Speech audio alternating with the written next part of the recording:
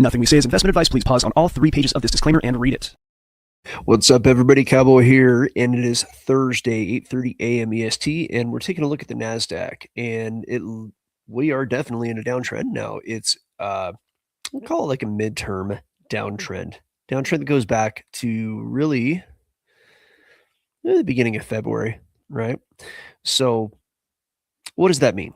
Well, downtrends are going to be downtrends until they're not. And to map it out, I would say it starts with this high right here at 26,332. I think that's not the all-time high, but it was an attempt to reclaim the all-time high, right? And when you have an attempt to reclaim the all-time high and then it falls, that's actually tends to be bearish. It's not always going to be bearish, but it tends to be. So let's take a look at this. You have lower low. You actually range for a little bit, right? You get a lower high. Eventually you make a lower low, lower high right here, lower low.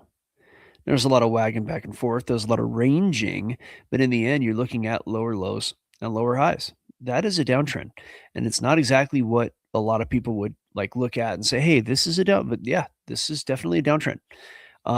Trump did his, Monday morning pep talk or whatever it was, and made it sound like the Iran war was maybe not going to last forever. And he had this big pop-up right here. Let me see when this was at Monday at, in the morning, right? So probably around the market open. Market open was actually after this. This is probably like, to go down in time frames, 6 in the morning in my time. So it's going to be maybe 8 in the morning.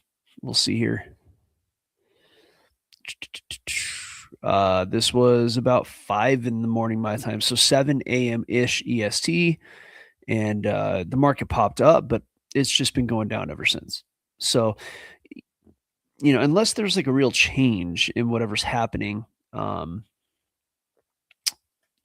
the war, maybe interest rate cuts, something's got to change. Otherwise, the NASDAQ probably will continue to head down.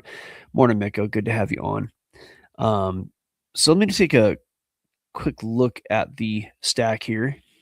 Yeah, I've been saying it for weeks, more than a month, that the indices are vulnerable. And while we could maybe see a bounce in the next couple weeks, it really wants to head down, right? It's vulnerable, and it could be so for a couple months. So again, without like an interest rate cut or something major, then the indices are going to fall. And the level I have for a good strong pullback is right here at 22,462-ish, 22,475, just the top of the structure that was made on the way up. So I'm going to zoom out so we can take a look at what that is and why it's important. And this will be on the weekly chart. All right. So now this is going back to a couple of years. And we'll show you an example of how this works, right? So back in 2020, we had the COVID crash, and that crash was right here. And then price made its way up, and then you had a significant pullback that started at the beginning of the Russian SMO into Ukraine, special military operation, invasion, whatever terminology you want to use, right? And then price made its bottom in 22, and then you'll see that it continued up, and then it pulled back again. So if I were to just draw some lines here from the COVID crash, right? We have a new high, price pulls back, make a new high, and now price pulled back to the top of that prior high, if you'll notice, right? So the level that we're looking at is right here, and that literally corresponds to right here. So price bounced off of that and made a new high.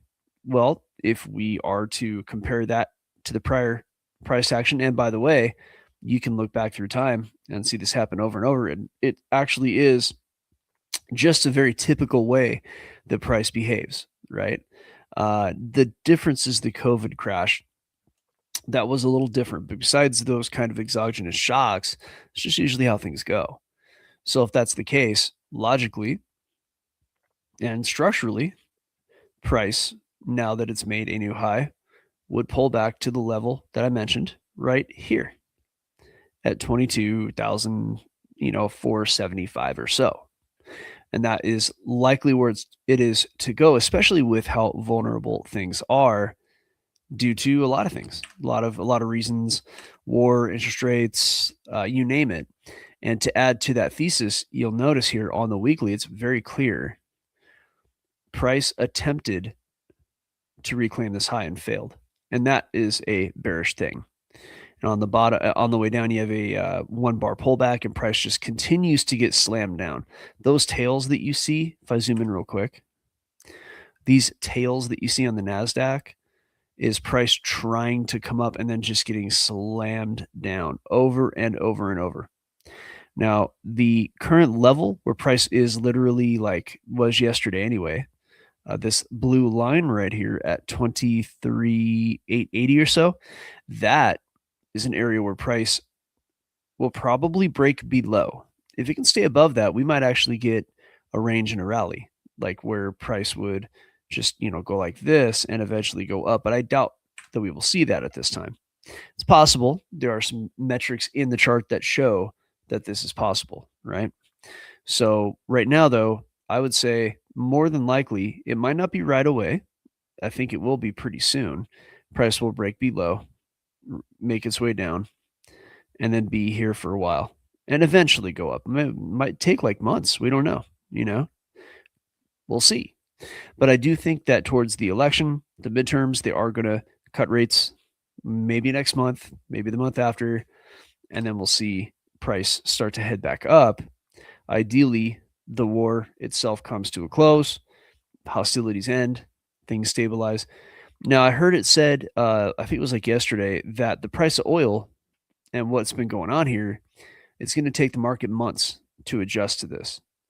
And it is staying right now above 100, right? Again, I think above 80 is the new normal. And if hostilities kind of calm down and things more or less stabilize into some form of not terrible attacks, maybe, some kind of agreements are made, but the fighting continues a little bit, or maybe it stops. I don't know. Whatever the case may be, if things calm down, I think price of oil will stay above 80 for some time. And that may become the new normal.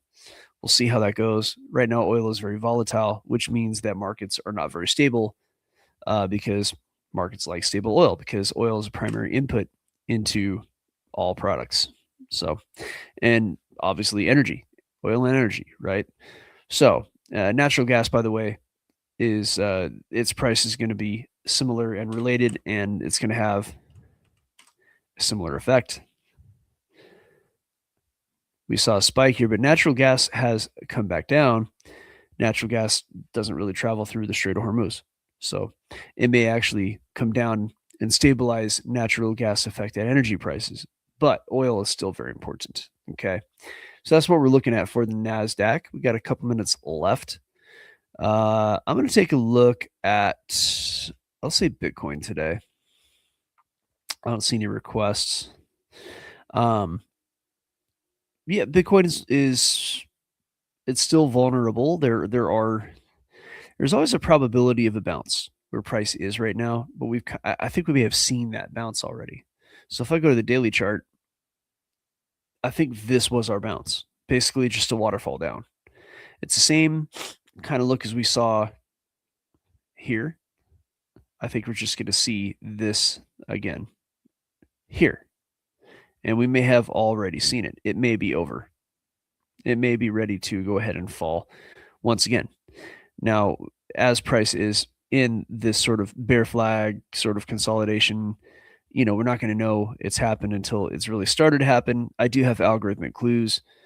Obviously, you can see my red tabs here in my own personal algo pinging out. So it definitely is ready in that regard.